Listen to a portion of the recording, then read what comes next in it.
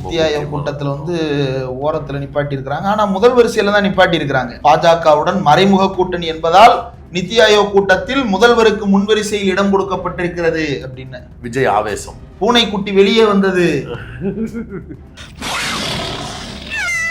இதாண்டா அந்த மிருகம். தமிழ்நாட்டில் இது அமல்படுத்தப்படாது அப்படின்னு முன்னாள் முதலமைச்சர் மு க ஸ்டாலின் சொல்லியிருந்தார். விச் மீன்ஸ் பழைய மகாத்மா காந்தி தேசிய ஊரக வேலை உறுதி திட்டத்தை தான் தொடர வேண்டும். ஏன்னா பழைய திட்டத்துக்கும் புதிய திட்டத்துக்கும் நிறைய அடிப்படையிலேயே வேறுபாடுகள் இருக்கு. விதைப்பு மற்றும் அறுவடை காலங்கள்ல இந்த இதை நீக்கிட்டாங்க. ஏன்னா அவங்க வந்து பண்ணையார்களுக்கு விதைக்கிறதுக்கும் பண்ணையார்களுக்கு அறுவடை செய்யறதுக்கும் போகணும் அப்படின்றதுக்காக. சுயமரியாதையோட நீ எப்படா இருக்கலாம், போடா பண்ணைக்கு. இந்த சம்பளம் 100% ஒன்றிய அரசாங்கம் கொடுத்து கொண்டிருந்தது. அது இப்போது 60-40 மாறி இருக்கு. அப்போ தமிழ்நாடு அரசு அந்த சம்பளம் 100 ரூபா அப்படின்னா அதுல 40 ரூபா அவங்க செலுத்தணும். இப்படி எல்லாம் பண்ணதுனாலதான் தமிழ்நாட்டுக்கு மோடி வரும்போது நேரு உள்விளையாட்டு அரங்கத்துல உள்ள உட்கார வச்சுக்கிட்டு ஊமை குத்துனாப்ல தமிழ்நாட்டின் முன்னாள் முதலமைச்சர் மு க ஸ்டாலின். அப்படி ஒரு ஸ்டேட்மெண்ட்டை கொடுக்கறதுக்கு விஜய்க்கு தெம்பு இல்ல. இவர் பிஎம்ஸ்ரீ ஏத்துக்குவாரு, கேட்டா காசு வருதுன்னு பாரு. காசு வருது ஆனா மானம் போகுது. காசு வருது கூடவே இந்தியும் வருது. இப்ப இதையெல்லாம் எப்படி நீங்க ஒத்துக்கிட போறீங்க? புதிய கல்விக் கொள்கையை நீங்க ஏத்துக்கிட்டீங்கன்னா நாங்க அடிக்கலாம் அப்படின்னு காத்துக்கிட்டு இருக்கலாம் பொலிட்டிக்கல் வெஞ்சன்ஸோட. ஆனா அது இல்ல முக்கியம். இதை ஏத்துக்கிட்டா திரும்ப இதுல இருந்து வெளியே வர முடியாது. நீட் எப்படி கச்சத்தீவு கதை மாதிரி ஆயிருச்சு. நீட் இது வந்து அடிமை சாசனம் எழுதி கொடுத்த மாதிரி ஒரு திட்டத்துல நம்ம சேர்றது. அப்ப புதிய கல்விக் கொள்கையை நம்ம ஒருபோதும் ஏத்துக்கொள்ள கூடாது.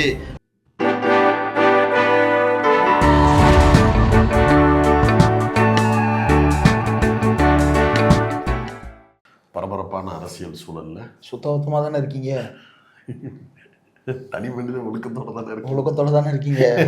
அந்த சுத்தபத்தமா தானே இருக்கு. யாரும் போலங்களை சுப்பிரமணியபுரத்துல பைக் செட்டு கட்டுற கான்ட்ராக்டர் கொடுப்பார்ல கோயில் பூசாரி, நாட்டாம எப்பா எல்லாம் சுத்தபத்தமா தானே இருக்கீங்க.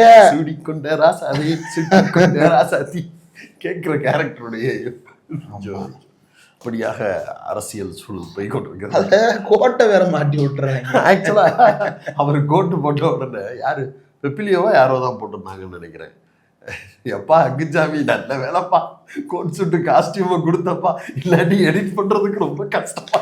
ஈஸியா இருக்கு எடிட் பண்றது, எல்லாத்துக்கும் கெட்டப் போடுறது, எல்லா கேரக்டருக்கும் டக்குன்னு அந்த கோட் சுட்டு எடுத்துட்டு வந்து போட்டு செட் ஆயிருது. பரவாயில்ல. இதுக்கு நடுவில் இன்னைக்கு நித்தி ஆயோக் கூட்டத்துக்கு வேற போயிருக்கிறாரு. நித்தி ஆயோக் கூட்டத்துல வந்து ஓரத்துல நிப்பாட்டி இருக்கிறாங்க. ஆனா முதல் வரிசையில தான் நிப்பாட்டி இருக்கிறாங்க. ஆமா, முதல் வரிசையில நிப்பாட்டினா பிஜேபியுடைய கள்ள கூட்டணி பாஜகவுடன் மறைமுக கூட்டணி என்பதால் நித்தி ஆயோக் கூட்டத்தில் முதல்வருக்கு முன்வரிசையில் இடம் கொடுக்கப்பட்டிருக்கிறது அப்படின்னு விஜய் ஆவேசம். பூனைக்குட்டி வெளியே வந்தது.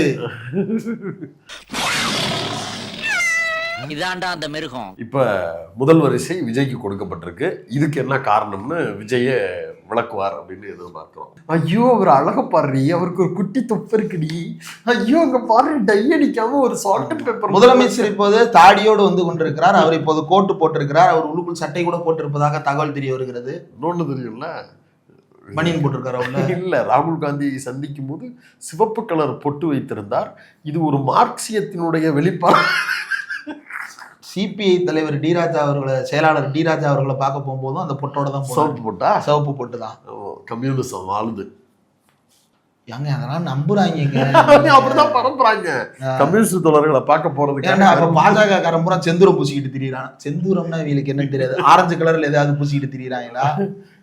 ஒரு டெல்லி பயணத்தை ஒட்டி ஊடகங்களா யூகங்களா சமூக ஊடகங்களில் விஜய் தரப்பினரை எழுதி கொண்டிருக்கக்கூடிய வேளையில் லட்டுல வச்சேன் நினைச்சியா தாசன்னா நட்டுல வச்சேன் அப்படிங்கிற மாதிரி.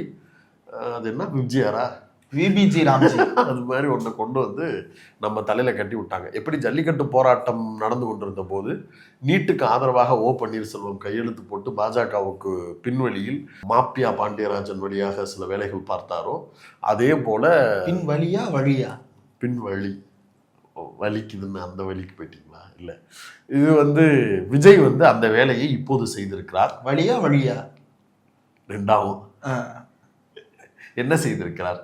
மகாத்மா காந்தி தேசிய ஊரக வேலை உறுதி திட்டம், அது இப்ப பேர் மாறிடுச்சு. Viksit Bharat guarantee for Rozgar and Aajeevika mission Gramin.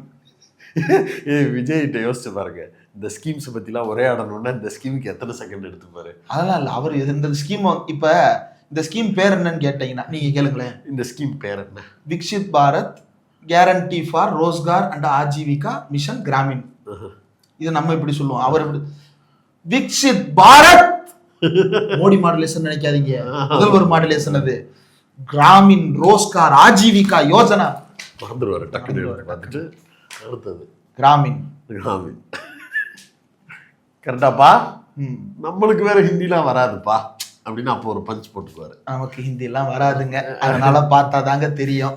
இப்ப சினிமால பீஸ்ட்ல அவர் டைலாக் விட்டவர், எல்லா தடவையும் நானே ஹிந்தி பேச முடியுமா, நீ தமிழ் கத்துக்கடா அப்படிம்பாரு. அதே மாதிரி என்னடா ஒரு திட்டத்துக்கு கூட பீஸ்ட்ல ஒரு டைலாக் வரும். யாருக்கிட்ட? ஃபர்ஸ்ட் சீன் உள்ள வந்து லாட்ஜ்ல ஒருத்தரை கொல்றதுக்காக வருவாங்க. அப்ப அங்க மான்கொம்பு ஃபைட் போடுவாரு. அப்போ போடும்போது இருக்கிற ஹிந்திக்காரங்கள்ட்ட தமிழ்ல பேசுவாரு. கேம்போல் தே அப்படின்னு அவங்க ஒவ்வொரு தடவை நானே ஹிந்தியில சொல்ல முடியாது, போடா போய் தமிழ் கத்துக்கடா அப்படின்னு ஒரு டைலாக் சொல்லுவான். அவன் தான் செத்துருவானே, அதுக்கப்புறம் எப்படி கத்துக்குவான்? அப்ப நான் கொல்ல போறேன்னு நானே முடிவு பண்ணல, அவன் முடிவு அவனே தேடி சஸ்பென்ஸோடய சாப்பிட அப்படி. அந்த மாதிரி இவர் வந்து இப்ப பிஜேபிட்ட வந்து இந்த ஸ்கீமுக்கெல்லாம் வந்து தமிழ்ல பேர் வைங்க அப்படின்லாம் சொல்ல மாட்டாரு, இந்தியில இருக்கட்டும் அப்படின்னு சொன்னதோடு மட்டும் இல்லாமல் இந்த திட்டத்திற்கு கையெழுத்தும் விட்டிருக்கிறார். வருகிற 1ஆம் தேதியா ஜூலை போட்டாரா? உங்களுக்கு தெரியுமா செய்தி? ஆமா, செய்தியில வந்தா உங்களுக்கு ஏங்க விஜய் கட்சி ஆரம்பிச்சதுல இருந்து எல்லாமே தகவல் தானேங்க, தகவல் தானங்க நடக்குது. ஆமா, அப்ப நம்ம தகவலை தானங்க செய்தியா சொல்ல முடியும். ஆமா, ஜூலை 1ஆம் தேதியிலிருந்து தமிழ்நாட்டில் அமல்படுத்தப்படுவதாக தகவல் வந்திருக்கிறது. இதை இது வந்து கடந்த ஆட்சியில் வந்து கடுமையாக எதிர்ப்புக்கு உள்ளாகி தமிழ்நாட்டில் இது அமல்படுத்தப்படாது அப்படின்னு முன்னாள் முதலமைச்சர் மு.க. ஸ்டாலின் சொல்லியிருந்தார். விச் மீன்ஸ் பழைய மகாத்மா காந்தி தேசிய ஊரக வேலை உறுதி திட்டத்தை தான் தொடர வேண்டும், புதிய விக்ஸ் பாரத் பிபிஜி guarantee for Rozgar and Aajeevika mission கிராமினை நாங்க செயல்படுத்த மாட்டோம். ஏன்னா பழைய திட்டத்துக்கும் புதிய திட்டத்துக்கும் நிறைய வேறுபாடுகள் இருக்கு. நீங்க என்ன எல்லாருமே நம்ம என்ன நினைச்சிருவோம், இது 100 நாள் வேலை திட்டம், 100 நாள் 125 நாள் ஆக்கிட்டாங்க அப்படின்னு நம்ம நினைப்போம். அது ஊரை ஏமாத்துற வேலை. 100 நாள் 125 நாளா மட்டும்தான் மாறி இருக்காங்கன்னா இல்ல, வருஷத்துக்கு 60 நாள் வேலையே கிடையாதுன்னு சொல்லப்பட்டிருக்கிறது. அப்ப யாரோ ஒரு குடும்பத்தினர் இதனால பாதிக்கப்படதான் போறாங்க. ரெண்டாவது, பழைய திட்டத்துக்கும் புதிய திட்டத்துக்கும் நிறைய அடிப்படையிலேயே வேறுபாடுகள் இருக்கு. அதுல ஒரு சில வேறுபாடுகளை நம்ம சுட்டி காட்டலாம். முதல்ல வந்து ஃபர்ஸ்ட் திமுக அரசாங்கம் சொன்ன பெரிய குற்றச்சாட்டு 60-40ங்கிற. ஆமா, நிதிக்கு பிறகு போவோம். முதல்ல பழைய திட்டத்தினுடைய நோக்கம் என்ன, புதிய திட்டத்தினுடைய நோக்கம் என்ன? பழைய திட்டத்தினுடைய நோக்கம் என்ன அப்படின்னா, டிமாண்ட் இருக்கணும், அந்த தொழில் அந்த வேலையை செய்வதற்கான ஒரு டிமாண்ட் இருக்கணும். அதன் என்னென்ன எங்கெங்கெல்லாம் வேலை இருக்கோ அங்கெங்கெல்லாம் இதை வந்து இது பண்ணலாம். இன்னொன்னு, இது வேலையை உத்தரவாதப்படுத்துவது, ஒரு உரிமை கோரல், உரிமை வழங்கல் அப்படின்ற மாதிரியான விஷயம். ஒன்றும் இல்லை, பேசிக்கா புரிஞ்சுக்கிறதுக்கு சொல்றேன். ராமநாதபுரம், சிவகங்கை மாவட்டம் இந்த மாதிரி பகுதிகளில் விவசாயம் பார்க்கக்கூடிய ஒரு குடும்பம் இருக்குன்னு வச்சுக்கோங்க. அவங்களுக்கு வானம் பார்த்த பூமியா இருப்பாங்க, வெள்ளாமை விளையிறது அப்படிங்கிறது அதுக்கு இதுக்கு சம்மந்தம் இல்லப்பா. அவங்க விவசாயம் பார்க்குறாங்க அப்படின்னா அவங்களுக்கு விவசாயத்தின் மூலமா பெரிய அளவுக்கு வருமானம் இல்லாத ஒரு சூழல் இருக்கு அப்படின்னா அவங்களுக்கு ஒரு 100 நாள் மாசம் டெய்லி வந்து சம்பளம் கொடுத்து அவங்கள என்கரேஜ் பண்றதுக்கு அரசாங்கம் போனதுக்கு முன்னாடி நினைக்கிறேன்ல, யூபிஐ 2ல வந்து கம்யூனிஸ்ட் கட்சிகளுடைய வலியுறுத்தலின் அடிப்படையில் காங்கிரஸ் கவர்மெண்ட் இதை கொண்டு வந்தாங்க. இந்த தேசிய ஊரக வேலை உறுதி திட்டத்தை கொண்டு வர்றாங்க. அதன் மூலமா என்னன்னா, ஒரு நாளைக்கு நீங்க கூலிக்கு யாராவது போறாங்க விவசாயிகள் அப்படின்னா அவங்களுக்கு அன்னைக்கு தேதிக்கு 100 ரூபா அப்படிங்கிறது வரவு வைக்கப்படும். அந்த காசை மொத்தமா அவங்களுக்கு 100 நாளைக்கு அப்படின்றப்ப கையில கொடுத்தா அந்த ஆண்டுக்கு தேவையான வாய்ப்புகளோடு ஃபினான்சியலா அவங்க ஒரு இண்டிபெண்டோட இருப்பதற்குண்டான ஒரு வாய்ப்பை கொடுத்தது. நிலமற்ற ஏழைகள் எல்லாம் யோசிச்சு பாருங்க, பண்ணைக்கு கூலிக்கு போறவங்க இப்படி எல்லாம் இருப்பாங்க. அங்க விவசாயமே இல்லை அப்படின்னா அவங்க எல்லாரும் எங்க போவாங்க? அப்ப அரசாங்கம் அவங்களுக்கு 100 ரூபா கொடுத்து அவங்கள என்கரேஜ் பண்ணாங்க. இதை வந்து மாற்றுக்கருத்து இருக்குன்னு விமர்சித்த ஆட்கள்ல சீமான் மாதிரியான அரைவேக்காட்டு நபர்களும் உண்டு. இப்போ விவசாயிகளை சோம்பேறி ஆக்கிட்டாங்க, களத்து வீட்டுல போய் சும்மா உட்காந்துக்கிறாங்க, கருவ மரத்துல போய் உட்காந்துட்டு அரட்டை அடிச்சுட்டு வர்றாங்க. ஓம் பிரச்சனை என்ன? அப்புறம் எப்படி உங்க அம்மா அந்த திட்டத்துக்கு போறாங்க? இதெல்லாம் வந்து துணை கேள்விகளா சீமானை நோக்கியே முன்வைக்கப்பட்டது.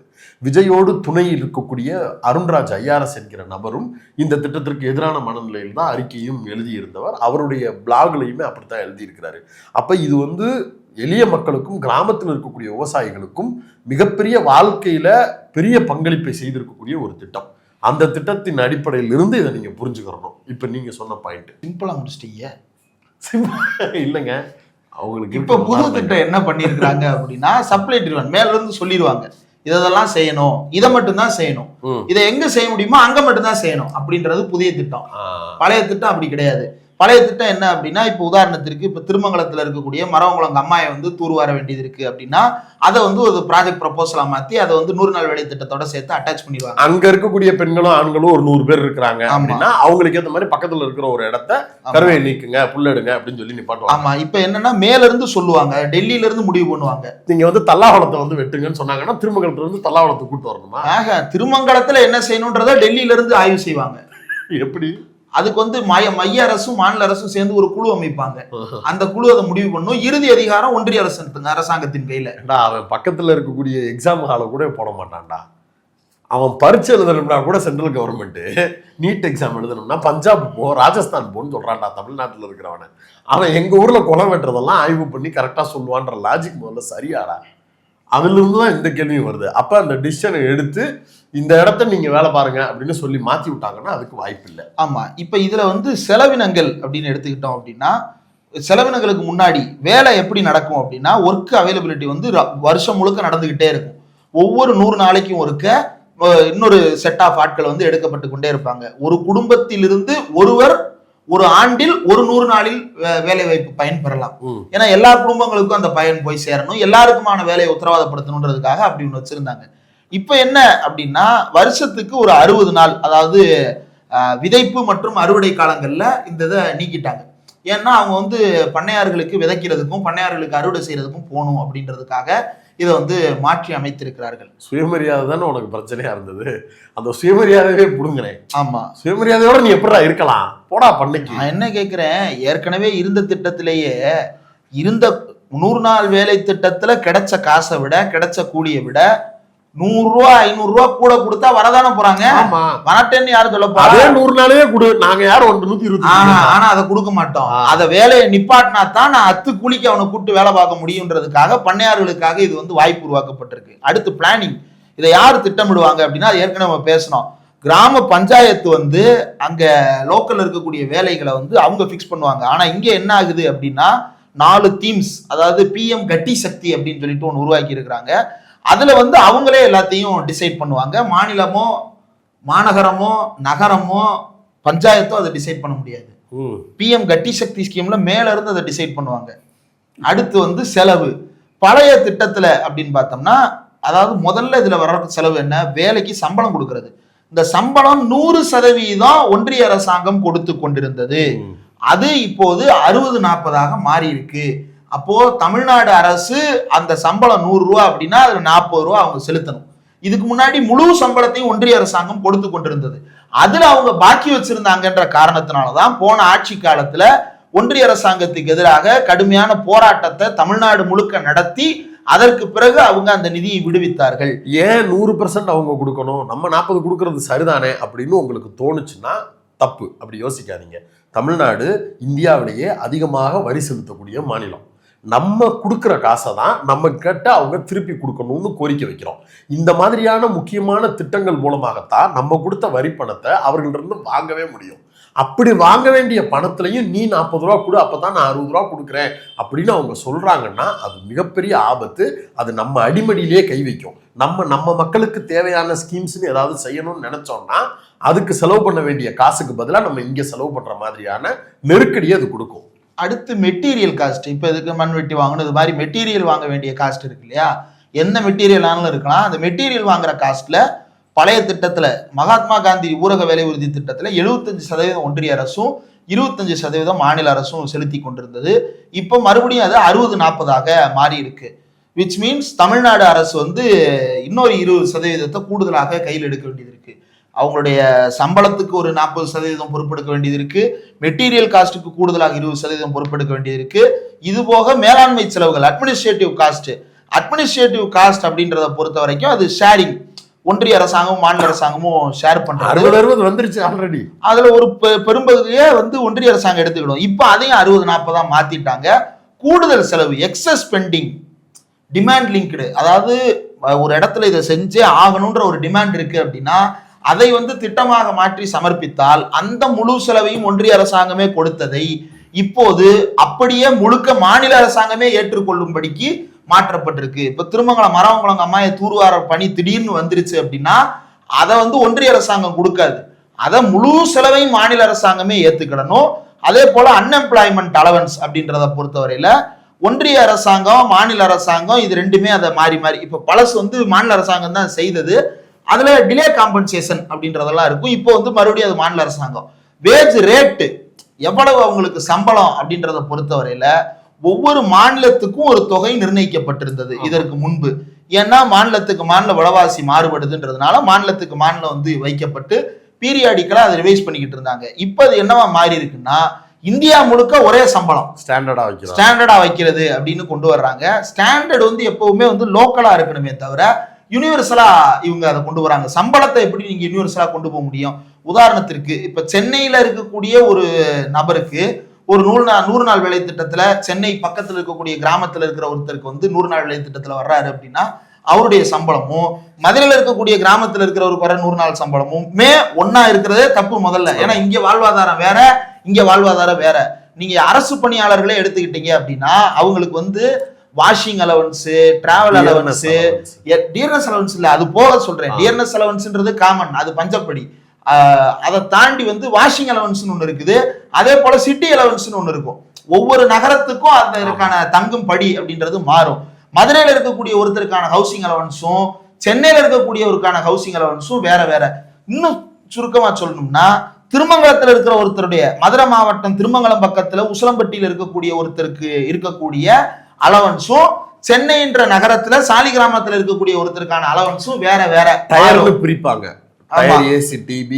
இப்படி மாறும். இப்படிதான் இந்த திட்டமும் இருக்கணும். அப்போ மாநிலத்தில் இருப்பதை பஞ்சாயத்துகளுக்காக இவங்க மாத்தி அமைக்கணுமே தவிர அதை ஒன்றிய அளவுல இவங்க எடுத்துக்கிட்டாங்கன்னா அது இன்னும் எவ்வளவு பெரிய டிஸ்பாரிட்டியா மாறும். உத்தரப்பிரதேசத்துல கிராமத்துல இருக்கிற ஒருத்தருக்கும் சிவகங்கை தலைநகரங்களே எடுத்துக்கங்க. பாட்னான்றது ஒரு தலைநகரம், அந்த நகரத்துல வசிக்கிறதுக்கும் சென்னைன்றது ஒரு தலைநகரம், இங்க வசிக்கிற ஒருத்தருக்கும் எப்படி ஒரே மாதிரியான சம்பளம் பொருந்தும்? பாட்னான்ற நகரம் நீங்க அதை பத்தி படிச்சு பாருங்க. மும்பை நகரம் சரி, நம்மளோட சென்னையோட பெரிய நகரம் எடுத்துப்போம். மும்பை நகரத்தின் பக்கத்தில் இருக்கக்கூடிய கிராம பகுதிகள், கிராமப்புற பகுதிகள், புறநகர பகுதிகளில் நடக்கக்கூடிய இந்த திட்டத்துக்கும் சென்னைக்கு பக்கத்தில் இருக்கக்கூடிய புறநகர் பகுதியில் நடக்கக்கூடிய இந்த திட்டத்துக்கும் ஒரே சம்பளம் எப்படி பொருந்தும்? அங்க வாழ்வாதாரம் இதை விட அதிகம். அப்ப இதை விட அதிகமா தான் அங்க கொடுக்கணும். அப்ப அதை வந்து அந்தந்த பஞ்சாயத்துகள் தீர்மானிச்சு ஒன்றிய அரசாங்கத்துக்கு தெரிவித்து பெற்றுக்கொள்வதுதான் சரியா இருக்குமே தவிர தேசிய அளவுல அவங்க முடிவு பண்றது எப்படி சரியா இருக்கும்? இவ்வளவு குறைபாடுகளோட இந்த திட்டம் வருது. இப்படி எல்லாம் பண்ணதுனாலதான் தமிழ்நாட்டுக்கு மோடி வரும்போது நேரு உள்விளையாட்டு அரங்கத்துல உள்ள உட்கார வச்சுக்கிட்டு ஊம குத்தா குத்துனாப்ல தமிழ்நாட்டின் முன்னாள் முதலமைச்சர் மு.க. ஸ்டாலின் இப்படித்தான் சொல்லி கையெழுத்து போட்டு போயிடுறீங்க எல்லாத்துக்கும். 60% தர்ற பணத்தையும் ஒழுக்கமா தரமாட்டேங்கிறீங்க, அதையும் நாங்களே போட்டு மெட்ரோ வேலையில இருந்து எல்லா வேலையும் பார்க்க வேண்டியது இருக்கு. இப்படியான தொடர்ச்சியான வேலைகளை திரும்ப திரும்ப செய்யாதீங்க, அது உங்களுக்கு சரியா இருக்காது அப்படின்னு சொன்னாரு. அந்த ஸ்டேட்மெண்ட்டை சொன்னதுக்கு தான் அந்த ஸ்டேடியத்து வாசல்ல வந்து கழுத்து அறுபட்ட ஆடு மாதிரி கத்திக்கிட்டு இருந்தானுங்க பிஜேபி காரணங்க. அப்படி ஒரு ஸ்டேட்மெண்ட்டை கொடுக்கறதுக்கு விஜய்க்கு தெம்பு இல்ல, திராணி இல்ல. 7500 கோடி ரூபாய்க்கு மேல இப்ப நம்ம கொடுக்கணும். இப்ப போன நிதியாண்டுல தமிழ்நாடு அரசாங்கம் இதற்கு பண்ண செலவு வந்து 1229 கோடி, ஒரு தோராயமா வச்சுப்போம். 1250 கோடி அல்லது 1200 கோடின்னு வச்சுப்போமே. போன நிதியாண்டுல 1200 கோடி இந்த ஊரக வேலை உறுதி திட்டத்துக்கு தமிழ்நாடு அரசு செலவு செய்தது. இந்த ஜூலைல ஆரம்பிச்சு இந்த 9 மாதங்களுக்கு மட்டுமே நம்ம நடைமுறைப்படுத்தினாலும் கூட அது வந்து 9 மாதங்கள் வராது. இந்த ஒரு மீதம் இருக்கக்கூடிய ஆண்டு இந்த ஜூலைல ஆரம்பிச்சு அடுத்த நிதியாண்டு 9 மாசங்கள் கணக்கு வரும். அந்த 9 மாசங்களுக்கு மட்டுமே 3000 கோடி வந்து தமிழ்நாடு அரசு செலவு பண்ணணும். 1200 கோடி செலவு செய்து கொண்டிருந்த தமிழ்நாடு அதே திட்டத்தை வேறு ஒன்றாக மாற்றியதற்கு பிறகு இப்ப 3000 கோடி செலவு செய்ய வேண்டியது வருது. அது வந்து 1200 கணக்கு வச்சோம்னா இந்த பக்கம் 5000 கோடின்னு கணக்கு வைக்கணும். ஆமா, அது ஒரு வருஷத்துக்கு 1200 மாசத்துக்கு இல்லன்னா அது 1200ங்கிறது 1 இயருக்கு தானே போன வருஷம். அப்ப 1200 பண்ண இடத்துல இப்ப 5000 கோடி நம்ம பண்ண வேண்டிய நெருக்கடி வரும் 12 மாசத்துக்கு கணக்கு பண்ணா. இப்போ அடுத்த நிதியாண்டுல இருந்து அது வந்து 4500 இருந்து 5000 கோடி வரை அதிகமாக வரும்.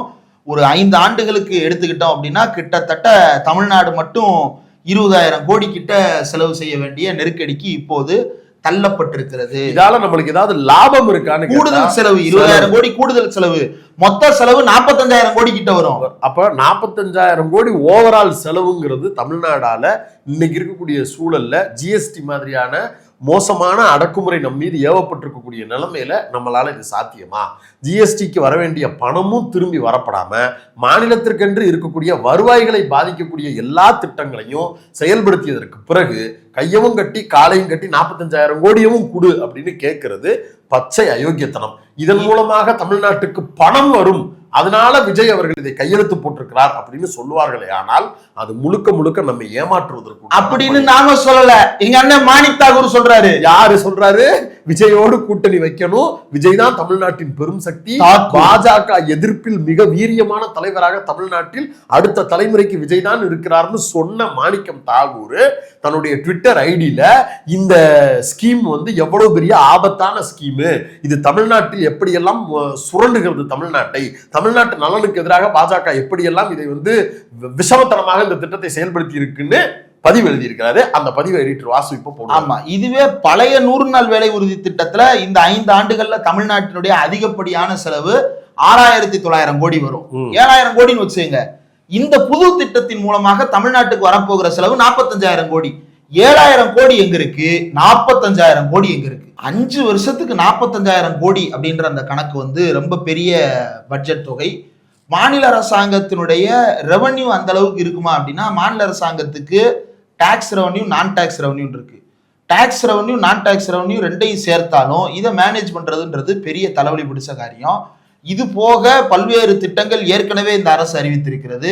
மகளிர் உரிமை தொகையை 2,500 மாத்த போறோம், புதுமை பெண் திட்டத்தை உயர்த்த போறோம், தமிழ் புதல்வன் திட்டத்தை உயர்த்த போறோம், வேலையில்லா பட்டதாரிகளுக்கு 4,000 ரூபாய் கொடுக்க போறோம். இவ்வளவு இருக்கு. அப்ப இவ்வளவு செலவுகளையும் எங்க இருந்து மேற்கொள்வீங்க? அப்ப வேற வழியே இல்லாம கடன் வாங்க போகணும். கடன் வாங்க மட்டும் இல்ல, ஒன்றிய அரசு காசு கொடுக்குறேன்னு சொன்னா நான் எல்லா திட்டத்தையும் உள்ள கொண்டு வந்துடுறேன் அப்படின்னு கொண்டு வந்தாலே போதும்ல. இவர் என்ன சொல்லுவாரு? திட்டத்தை செய்ய மாட்டாரு, ஒன்றிய அரசு காசு கொடுக்கலன்னு சொல்லிட்டு சமாளிப்பாரு. ஸ்டாலின் தான் வந்து விவரம் தெரியாம கடனை வாங்கி மக்களுக்காக செலவு பண்ணாரு. தமிழ்நாட்டுல 10 லட்சம் கோடி கடன் இருக்கு. 10 லட்சம் கோடி கடன் இருந்தாலும் சுயமரியாதையோட இந்த நாட்டுக்கு பிரச்சனை இல்லாம இந்த நாட்டினுடைய தன்மானத்துக்கும் இந்த மாநிலத்தினுடைய ஸ்ட்ரக்சருக்கும் எந்தவித பாதிப்பும் இல்லாம வளர்ச்சியை நோக்கில போய்கிட்டு இருந்தோம். ஆமா, நீ என்ன பண்ற? புதுசா ஒன்றிய அரசு நம்ம மேல திணிக்க விரும்புற எல்லா சுமைகளையும் அவன் ஒரு 1000 கோடி கொடுப்பான், 500 கோடி கொடுப்பான், 100 கோடி கொடுப்பான் அப்படிங்கிறத நம்பி கையெழுத்து போட்டு வர்ற இந்த 60% திருப்பி அவங்க தருவாங்கன்றதுக்கு எந்த உத்தரவாதமும் இல்லை. கடந்த காலங்களிலேயே நிலுவைத் தொகைகள் நம்மளுக்கு ஜிஎஸ்டில இருந்து எல்லாமே பெண்டிங்ல இருக்குங்கிறது தான் குற்றச்சாட்டு. அப்படி இருக்கும்போது இவர்களை நம்புவது, அதன் மூலமாக நான் கையெழுத்து போட்டேன் என்று சொல்லுவது வேறு ஏதோ உள்நோக்கத்தோடு செய்யக்கூடிய வேலையாக தெரிகிறது. இது போக புதிய கல்வி திட்டத்துல வேற அதை ஏத்துக்கிட போறதா வந்து புதிய கல்விக் கொள்கை, புதிய கல்விக் கொள்கையில் இருக்கக்கூடிய திட்டங்களை எல்லாம் ஏற்றுக்கொள்ள போறதாகலாம் தகவல் பரவுது. அதற்கு மாற்றாகத்தான் மாநில அரசாங்கமே மாடல் ஸ்கூல்ன்ற ஒரு ஃபார்மெட்டை உருவாக்கி அதை இன்னும் கூடுதலாக சிறப்பிக்கும் வகையில பல்வேறு திட்டங்களை நடைமுறைப்படுத்தி இன்னைக்கு ஐஐடி ஐஐஎம்க்கு மாணவர்கள் போறாங்கன்னா அது காரணம் மாடல் ஸ்கூல்ஸ் தான். இந்த பிஎம்ஸ்ரீ தானே சொல்றீங்க? ஆமா, பிஎம்ஸ்ரீ மாதிரியான ஒன்றிய அரசின் ஐடியாவை திணிக்கிற பள்ளியாக இல்லாம, இந்திய திணிக்கிற பள்ளியா இல்லாம மாணவர்களுக்கு ட்ரைனிங் கொடுத்து வெற்றி பள்ளிகள் அடுத்து உருவாக்குற இதை நோக்கி தமிழ்நாடு போயிட்டு இருந்த போது இவர் பிஎம்ஸ்ரீ ஏத்துக்குவாரு. கேட்டா காசு வருதும்பாரு. காசு வருது ஆனா மானம் போகுது, காசு வருது கூடவே இந்தியும் வருது. இப்ப இதெல்லாம் எப்படி நீங்க ஒத்துக்கிட போறீங்க அப்படின்றது தான் வந்துட்டு போகுது. விஜய் அண்ணா காசுக்காக இதெல்லாம் செய்யறாரு அப்படின்னு ஆதரிக்கிறதுக்கு ஒரு 10 பேரை 2,500 ரூபாய் 3,000 ரூபாய் கொடுத்து இன்ஸ்டாகிராம்ல பேச வச்சிடலாம். ஏன்னா இந்த அரசாங்கம் வந்ததற்கு பிறகு கேட்ட போது இருமொழி கொள்கையில நாங்க உறுதியா இருக்கிறோம் தான் சொன்னாங்களே தவிர புதிய கல்விக் கொள்கையை ஏத்துக்கிறோமா இல்லையா அப்படின்றது குறித்து பேசவே இல்லை. அப்ப அதை ஏற்றுக்கொள்ளும் திட்டம் இருக்கிறதா? மாண்புமிகு அமைச்சர் ராஜ்மோகன் அவர்கள் இது குறித்து தெளிவுபடுத்தணும். ஏன்னா ராஜ்மோகன் அவர்கள் வந்து நான் பார்த்த வரைக்கும் ரொம்ப ஜென்டிலா தான் நடந்துக்கிறாரு. அந்த மேடையில கூட வந்து ஒரு ஜேர்னலிஸ்ட் இன்ஸ்டிடியூட், சென்னை பத்திரிகையாளர்களுக்கான அந்த சிறப்பு கல்லூரியில வந்து பிஜி டிப்ளமோ கோர்ஸ் முடிச்சு ஃபர்ஸ்ட் கிராஜுவேட்ஸ் வர்றாங்க.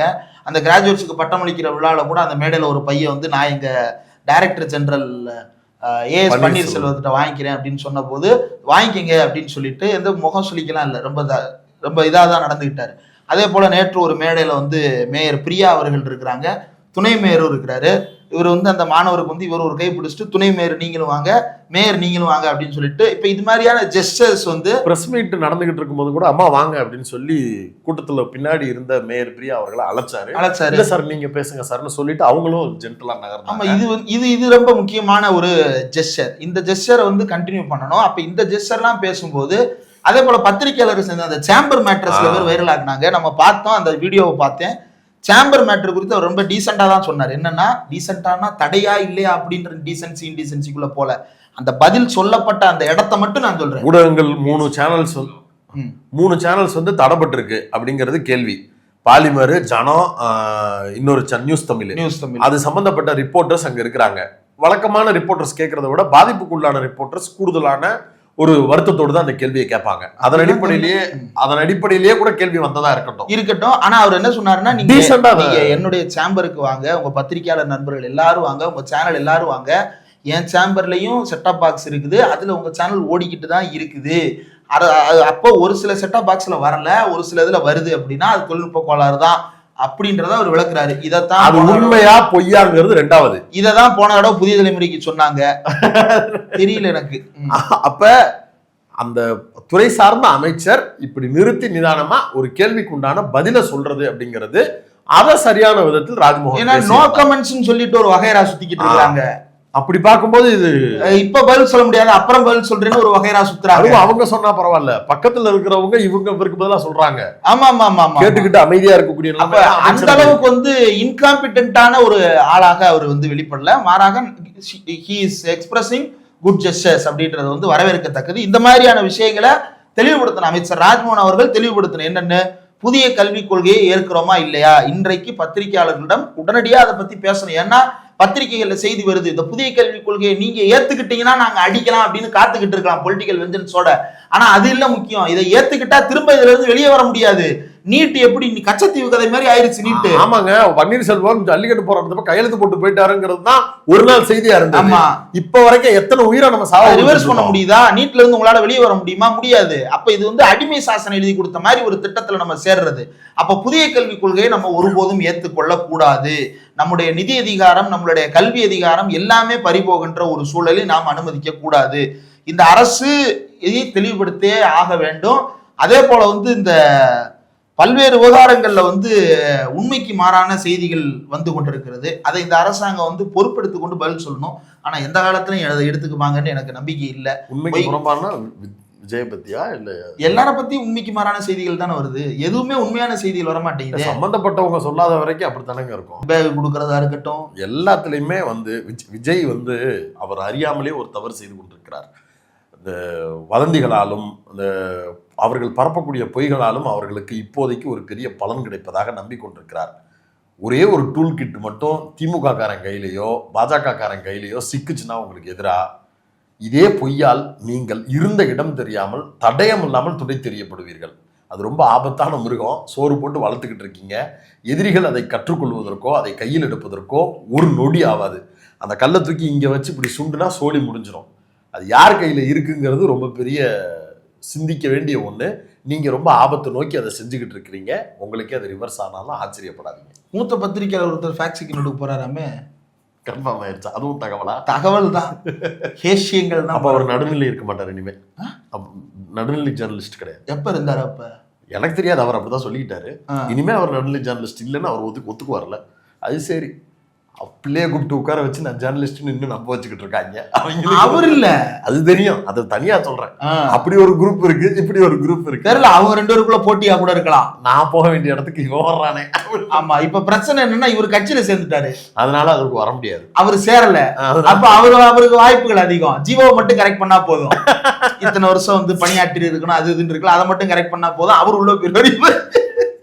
பார்ட்டியில இருந்து விலகல் அப்படின்னு ஒரு ஜெர்சல் மாத்திரையை போட்டு வந்துட்டாருன்னா, ஆனா பார்ட்டி அப்ளிகேஷன் இருக்க கூடாது அப்படின்னு அதுல எதுவும் விதி இருக்கான்னு தெரியல. அது ஒரு தேவையில்லாத விமர்சனத்தை கொடுக்குன்றதுக்காக கூட அவங்க ஸ்கிப் பண்ணலாம். ஆனா அவர் போக மாட்டாரு, இவர் தான் போவாரு அப்படின்றது தான் தகவலா இருக்கு. ஆமா, இதுல எவரு அப்படின்றத நீங்க கமெண்ட்ஸ்ல சொல்லுங்க. அதை வந்து நம்ம விரிவாக கமெண்ட் செக்ஷன்ல உரையாடலாம். ஒட்டுமொத்த கடைசியா இதுக்கு வந்துருவாங்க. புதிய கல்விக் கொள்கைக்கு இப்போ வரைக்கும் பதில் இல்ல. அமைச்சர் ராஜ்மோகன் இதை தெளிவுபடுத்த வேண்டிய பொறுப்பும் கடமை உங்களுக்கு இருக்கு. எதுக்குடா அவர் தெரியப்படுத்தணும்? உங்களுக்கு யாரு?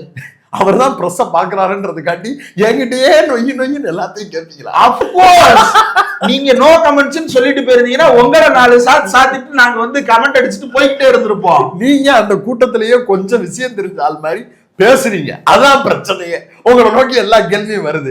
நீங்களும் அந்த பிரஸ்ஸை மீட் பண்ணாம போங்களே, இப்ப என்ன பிரச்சனை? அண்ணன் வழியில் நானும் செயல்படுறேன்னு சொல்லிட்டு போங்க. காலம் எவ்வளவு பிரஸ் மீட் பண்ணது 2 பேர் தான். ஒண்ணு அண்ணன் வன்னியரசு அவர்கள், இன்னொன்னு இவரு. அவருடைய செயல்பாடும் துறை ரீதியா சிறப்பாக இருக்கிறது. சிறப்பாக தனியாக ஒரு வீடியோவாக தோழர் வன்னியரசு அவர்களுடைய அதுல அந்த பஸ் விட்டதெல்லாம் வந்து ரொம்ப முக்கியமானது. அதுல வந்து ஒரு வதந்தி கிளப்பப்பட்டிருக்கு, அது ரொம்ப முக்கியமானது. 56 ஆண்டுகளாக அந்த ஊருக்கு பஸ் இல்ல போன ஆட்சியிலே முயற்சி எடுத்தாங்க. ஆமா, அதனாலேயே அந்த பஸ் வந்த மக்களில் இருக்கக்கூடிய நபர்கள் பேசும்போது இதற்கு முன்னால் இருந்த எம்எல்ஏவுக்கும் நன்றின்னு பேசியிருக்கிறாங்க. ஆமா, அதன் பொருள் என்னன்னா போன கவர்மெண்ட்லயே அங்க பஸ் வருவதற்கான முயற்சி நடந்தது. திமுக தரப்பிலும் அதற்கான உதவிகள் செய்யப்பட்டு கொண்டுதான் இருந்தது. ஆனா தாவேகா காரணங்க என்ன பண்றாங்கன்னா, திமுக வந்து சாதி வெறியோடு அந்த பக்கம் பஸ் விடலன்னு விஜய் அண்ணாவுக்கு நன்றி சொன்ன போர்ஷனை மட்டும் அந்த மக்கள் பேசினதை மட்டும் கட் பண்ணி வைரல் பண்ணிக்கிட்டு இருந்தானுங்க. இப்ப அந்த மக்கள் ஒரிஜினலா பேசின வீடியோல அந்த பகுதியில் இருக்கக்கூடிய திமுகவின் முன்னாள் எம்எல்ஏ செய்த உதவியவும் சேர்த்து பேசி இருக்கிறது கண்கூடாக வெளி வீடியோவாக வந்திருக்கிறது. அப்படி பார்க்கும்போது இந்த 56 ஆண்டு காலத்திற்கு பிறகு அவர்களுக்கு வாகனம் வந்திருப்பது என்பது உண்மையிலேயே ஒரு பெரிய மாற்றம். அதற்கு சிறுக சிறுக பல்வேறு வகைகளில் உதவி செய்த இதற்கு முன்னால் ஆட்சியில் இருந்த எல்லா ஆட்சியாளர்களுக்கும் சேர்த்தது போல ஒரு பெரிய வாழ்க்கை. இதுல உண்மையிலே நன்றி சொல்லப்பட வேண்டியது திராவிடர் விடுதலை கழகம் தான். அவங்க தான் தொடர்ந்து அந்த பகுதியில மக்களை ஒருங்கிணைத்து இதுக்கான போராட்டங்களை நடத்தி, ஆர்ப்பாட்டங்களை நடத்தி, வழக்குகளை சந்தித்து, அரசாங்கத்திடம் கோரிக்கை வைத்து தொடர்ந்து பணியாற்றி கொண்டிருந்தார்கள். அவர்களுக்கு இந்த நேரத்தில் ஸ்பெஷல் ட்ரிபியூட் அண்ட் தேங்க்ஸ் நம்ம சொல்லி ஆகணும். அந்த கோரிக்கையை ஏற்றுக்கொண்டு நீண்ட காலமாக முழுமையாக சரிபடுத்த முடியாத இருந்த சிக்கலை சரி செய்து கொடுத்த அமைச்சர் வன்னியரசு அவர்களுக்கும், அதே போல எங்க ஒரு பிரச்சனை நடந்தாலும் உடனடியாக அவர் போய் நின்று என்ன ஏது அப்படின்றத கேட்டுறாரு. கூடுதலா இதை வேற சொல்லி விட்டாரு. இப்ப தாவேக்காரங்க பயிர் விட முடியாம தெரிஞ்சுக்கிட்டு இருக்கிறாங்க. கடந்த முதலமைச்சர் இதற்கு முன்பு திராவிட முன்னேற்ற கழகத்துடைய தலைவர் வந்து ஆட்சிக்கு நான் பொறுப்பேற்பதற்கு முன்னாடியே எனக்கு கால் பண்ணி எனக்கு வாழ்த்து சொன்னாரு. என்னுடைய வெற்றியில திமுக கழகத்திற்கு பெரிய பங்கு இருக்கிறது அப்படின்றதெல்லாம் வந்து வெளிப்படையாக அவர் பேசியது வந்து நன்மதிப்பை பெற்று இருக்கிறது. விசிகா தரப்பட்டு அந்த நன்மதிப்பை பெறல. விசிகா தரப்பட்ட பெற முடியாது. விசிகா காரர்களே நீ எப்படி அதை சொல்லலாம்னு வன்னியரசு தோழரையே கிடைக்கிறானுங்க. நீங்க ஒரு பக்கமா ஆதவரோட இருக்கணும்னா ஆதவரோட இருக்கடா, எதுக்குடா விசிகாங்கிற பேர்ல நீங்க எல்லாம் சுத்தி நிறுத்திடுறீங்க? எனக்கு தெரியாது, நான் எல்லா தரப்பிடமும் அடி வாங்கி கொண்டிருக்கிறேன்.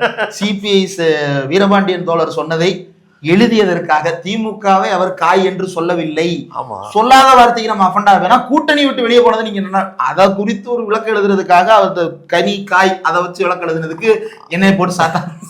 இந்தியா கூட்டணி கூட்டத்துல எழுச்சி தமிழர் திரும்ப பேசினது குறித்து நம்ம பேசிய வீடியோவையும் எடுத்து போட்டு திமுக நண்பர்கள் சாத்து என்று சாத்தி கொண்டு ஆரம்பிச்சிட்டான். இனிமே அடுத்து என்னென்ன ரைட்டா போடுறான் பாருங்க அப்படின்ட்டு காத்திருங்கள், காத்துக்கொண்டே இருங்கள். அதாவது எழுச்சி தமிழர் சொன்னது தவறா இருந்ததா விமர்சிக்கிறதுக்கு கிடையாது. அந்த ஸ்டேட்மெண்ட் 100% சரியான ஸ்டேட்மெண்ட், பாராட்டுக்கள் சொல்லத்தான் போறோம். மொத்தத்துல வந்து எல்லா பக்கமும் ஆனா நான் வந்து மாண்புமிகு எதிர்க்கட்சி தலைவர் சொன்னது போல பெரியாரியலை பரப்புகின்ற பணியில் நாம் செவ்வனே செயல்பட்டு கொண்டிருப்போம். நன்றி.